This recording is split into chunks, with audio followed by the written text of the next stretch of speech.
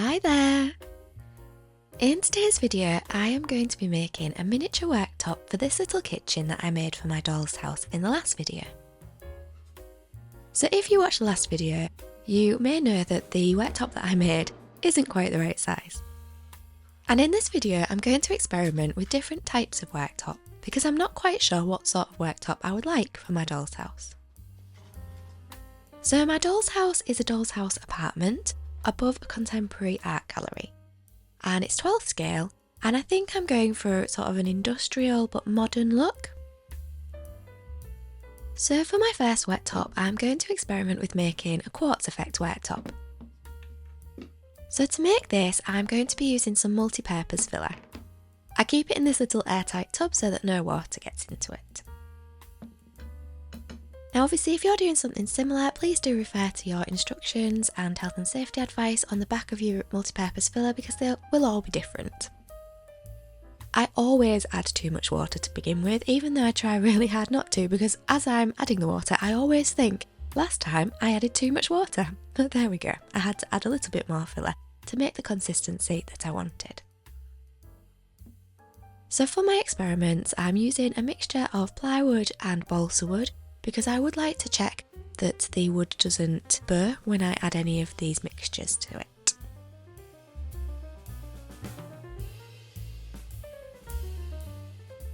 And to make the veins running through the quartz, I've decided to try using this waxed thread. This is the thread that I previously used to make my miniature baskets, and I'm using this because I thought maybe the wax on it might stop it from sticking. My plan is to use it to make little indentations in the filler, so that when the filler's dry I can remove the thread and fill the indentation with some paint. At this stage these were all experiments and I wasn't sure how they were going to turn out. And as I was making this I actually thought it looked quite nice without removing these pieces of thread. So I did end up making two of these as experiments, so that I could remove the thread on one of them and keep the thread in the other. I'll show you them both in a few minutes. So for my second experiment I decided to try and make a concrete worktop. With this being quite an industrial space I thought it'd be quite interesting to see what it looked like. So I used the same filler mixture, but this time I added some burnt umber acrylic paint. I found that when I mix burnt umber with the white filler like this, it makes a nice warm grey tone. So again, I just applied this to a scrap of wood. So this piece is a piece of balsa wood, and I left it to dry to see what it looked like.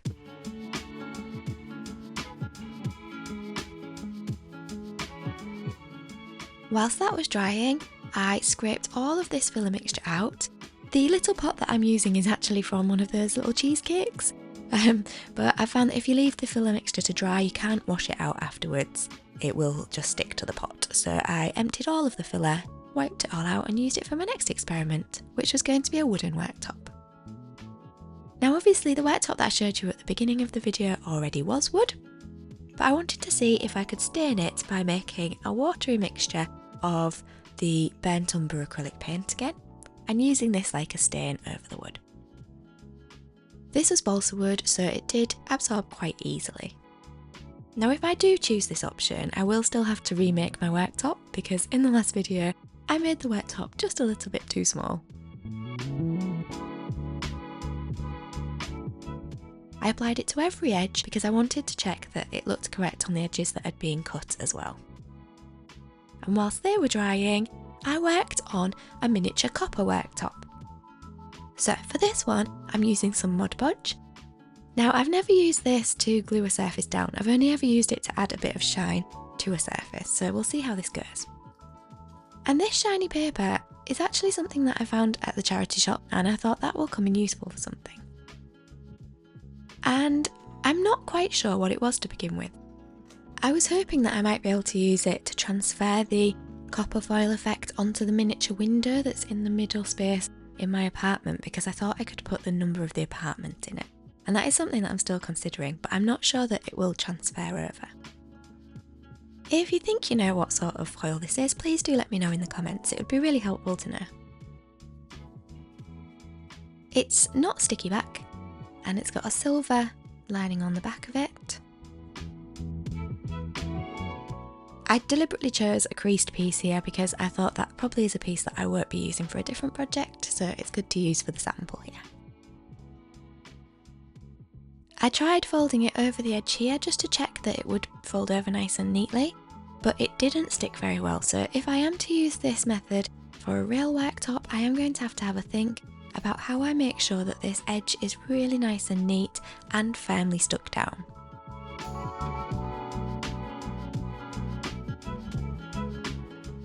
So these were my different samples, but I still needed to do some work on the Quartz worktops in the middle. So I left them all to dry to come back to them in a little while. So when they were dry, my first job was to trim off the edges on one of these pieces. So this would be the experiment where I'm going to leave the thread in place to see what it looks like.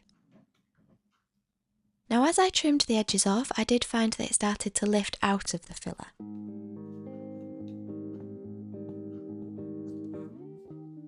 And for this experiment, I was going to peel the thread away.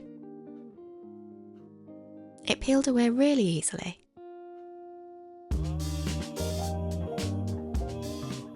So to paint some veins running through the Quartz worktop, I wanted to add some gold. So I use this gold acrylic paint and my rigger paintbrush, which helps me to paint long, thin lines. I also decided to see what sort of effect it would be by adding some metallic eyeshadow. So obviously this is eyeshadow that I don't use as makeup, I only ever use it for crafting. I've used it on polymer clay before, but I wanted to just try and make this worktop look as if it wasn't such a bright white. And I wanted to add a little bit of a metallic sheen to it. I added a little bit of water to the acrylic paint because I found that it was a little bit easier to apply and it didn't really lose any of its vibrancy. I also wanted to see what it looked like if I added some diluted paint around the edges here, because the eyeshadow, although I liked how it had added a little bit of colour to the worktop, it hadn't really added the metallic sheen that I'd wanted.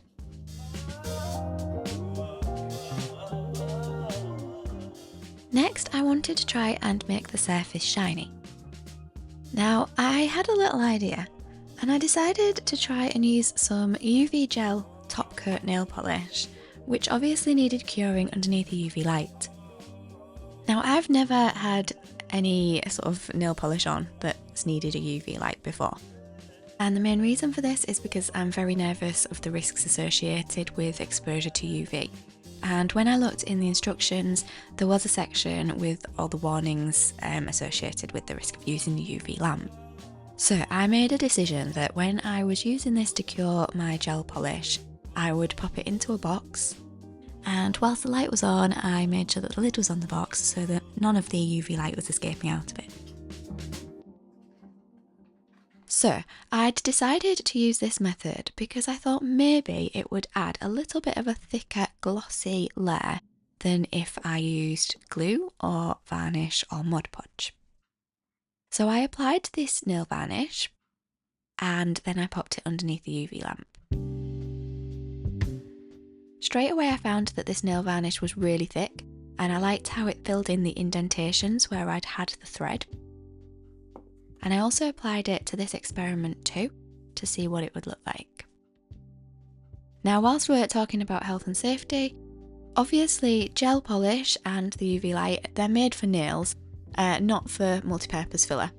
So I don't know if there's any risk involved with using this polish on top of multi-purpose filler, so please don't copy me. And also the lamp heats up a little bit, so I'm not sure that it's safe to put it inside a box like this, so definitely don't copy me because I don't know what the health and safety implications are. So this cured for, well, it said between 45 seconds and 60 seconds, although the light kept turning itself off, so I'm not sure if I was doing it correctly. But this had set, so I think it had cured properly, and I really liked how it looked. Does anyone know if the UV rays kind of stay on the surface for a while? Like, do you have to leave it for a while before you pick it back up? I'm not quite sure. it wasn't quite as obvious on this piece that wasn't so colourful. Definitely I was preferring this piece over the one with the thread still in it. I also decided to add some Mod Podge on the other side so that I could compare.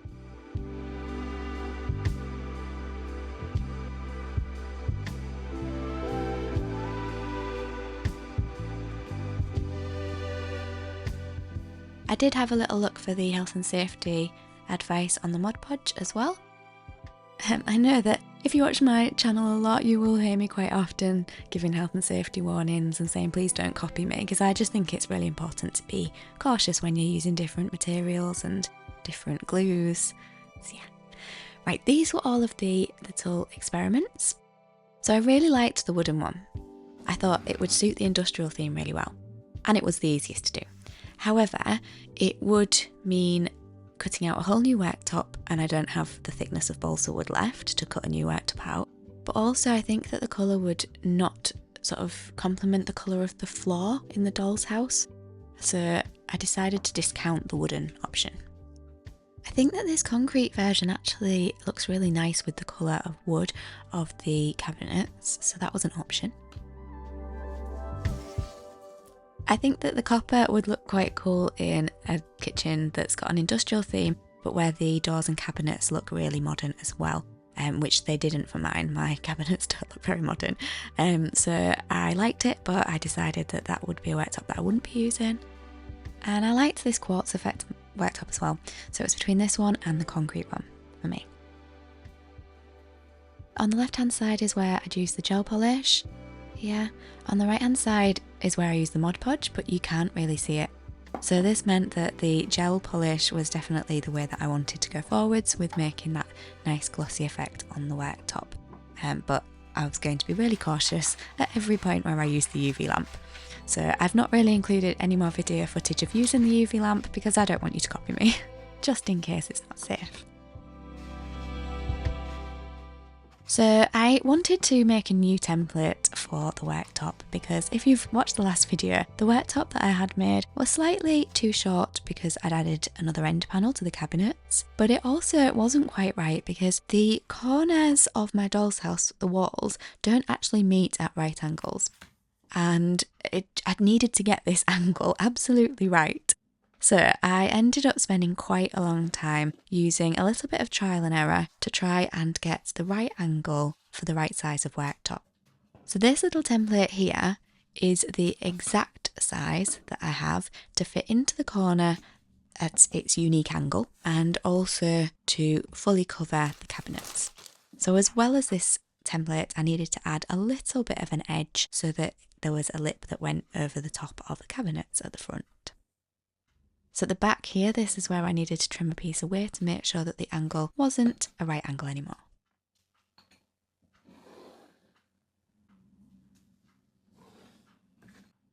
I carefully cut this out. Thank you for the recommendation in the comments in my last video that you can get a ruler that's metal that has a handle to help you to keep your hand out of the way of the blade whilst you're cutting, but also that the handle apparently helps to hold the wood sort of in place as you're pressing down. So I am looking into buying one of them. So thanks so much for the recommendation. I cut a tiny little piece out here because this is where the door frame is to the doll's house. And then I marked off where the two cupboards were to work out where to put the sink. So initially I worked out where the centre point was because I was going to put the sink in the centre here. But then I thought, no, actually I'm going to put it to one side because I've got a dividing wall between the two cupboards, so I would have had to have removed that to slot the sink in. And I also at this stage wasn't sure whether I wanted an inset sink with a draining board or whether I wanted an undermount sink. So I decided that I was going to put the sink in this section here on the left hand side. So this was now the centre point. Now I'm going to be showing you how I've made the sink in the next video.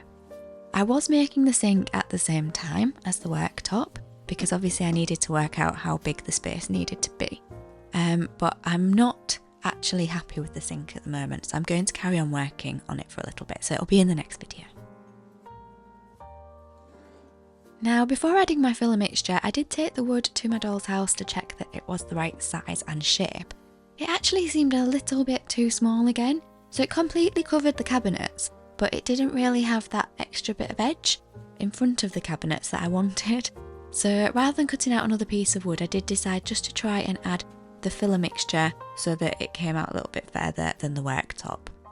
But I don't know how this happened because I had worked really hard to try and get the measurements correct. I think it was just proving to be really difficult because of the corners not meeting at a right angle. But yeah, so I made up the filler mixture. Once again, I added too much water, so I kept adding a little bit more filler until I got the consistency that I wanted. And then I applied it to the wood. I was using plywood here because I did find that in my experiments, when I added the filler mixture to balsa wood, the wood started to bow a little bit as it absorbed the water. So the plywood didn't do this.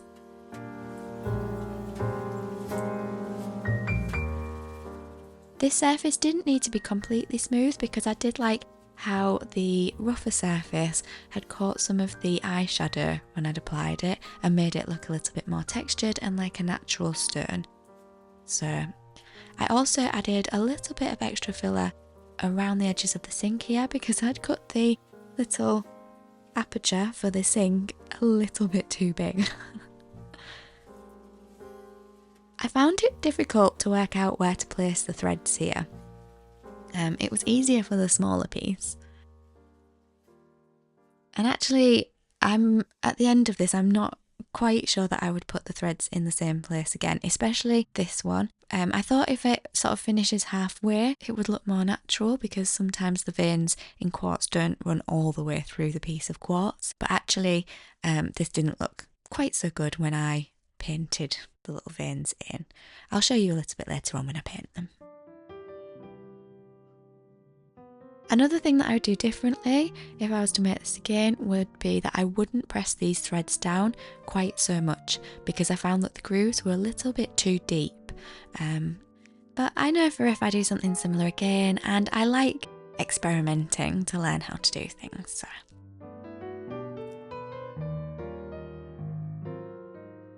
When the worktop was almost dry, I decided to add a bit more filler here because I thought it would be better to have too much filler and then to scrape away at the filler to make the right shape and size for the sink.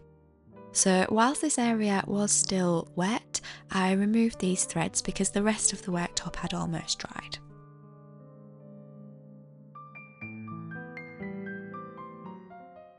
I could tell at this stage I didn't like how those veins just kind of abruptly stopped, so I decided I'd have to do something about this when I painted them. Before this dried, I did decide to remove some of the centre. So it had started to dry, but it wasn't fully dry. But I could tell that it was sticking to the cardboard. So I used a piece of thread to try and remove this from the cardboard. As you can tell, some of the filler does start to sort of come away and still stick to the cardboard there, but that was okay because that was a little bit of filler that I would have to remove anyway. And I used these tools to just cut some of the excess away. I knew that I still would have to work on the shape of this once it was fully dry. The tool that I was using to cut some of this filler mixture away was a lino cutting tool. So quite a long time ago I bought a set of lino cutting tools when I was starting to learn how to use polymer clay, and I found that they've been really useful for using air dry clay, polymer clay, and also for shaping things like this. So it's been a really handy tool to have in my toolbox. So I left this to fully dry. And when it was dry, it was time to start painting.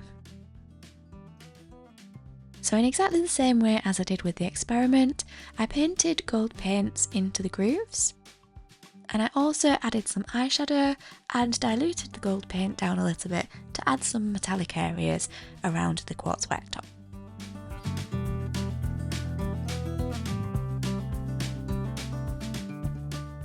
I tried to make sure that the veins went down the edges to make it look like a real stone, a natural stone.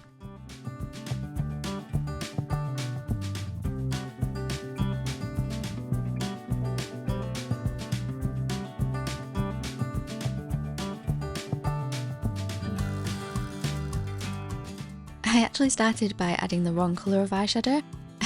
As you can see from the experiment there, I didn't use this ready sort of browny chestnutty tone.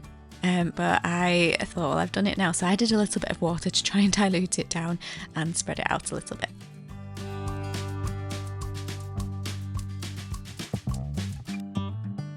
As well as adding the eyeshadow, I did then use some of the diluted gold paint to add some extra veins into the surface. Because I felt like the grooves were too deep, I thought if I add some painted veins onto the surface, they would look as if they're not quite as deep.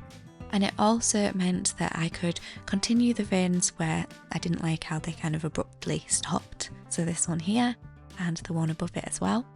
And I think this really helped actually. I think it added a little bit of depth to the worktop, as if the veins were at all different levels within the stone.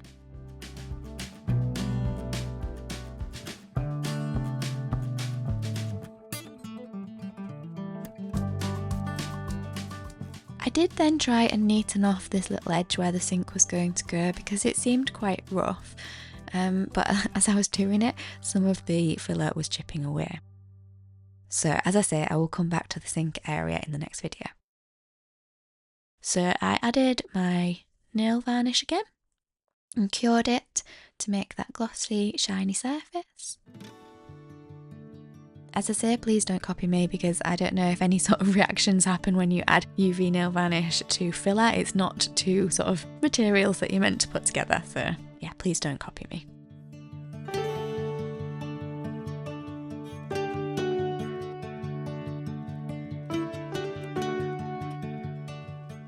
And after the varnish had cured, this was how it was looking. And I realised that I'd forgotten to sand down the edges. So I went back with my file and tried to sand down any of the rough edges. I should have done this before it was painted and before it was cured. So I sanded down what I could, and it did make it look a little bit better, but it wasn't the neatest worktop that it could have been. But as I say, I know for next time if I ever make something like this again. I think it would also have been better if I'd worked on a piece of wood that was a little bit thicker, because this looks quite thin. So this was how it was looking, and the sink will obviously be inserted into where the space is.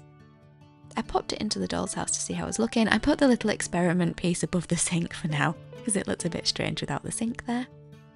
And when I glue the worktop down, I think I'm going to have to put something heavy on top, because there's a little bit of a gap between the worktop and the cabinets. So it's not perfect, but actually I'm kind of pleased with how it's looking. I'm hoping it'll look better when the sink's in place. I'm curious to know which type of worktop you would have chosen, because I am still wondering whether the concrete one would have been better. What do you think? Please do let me know in the comments, and thank you so much for watching. I hope that you've enjoyed the video, and I'll hopefully see you next time. Bye!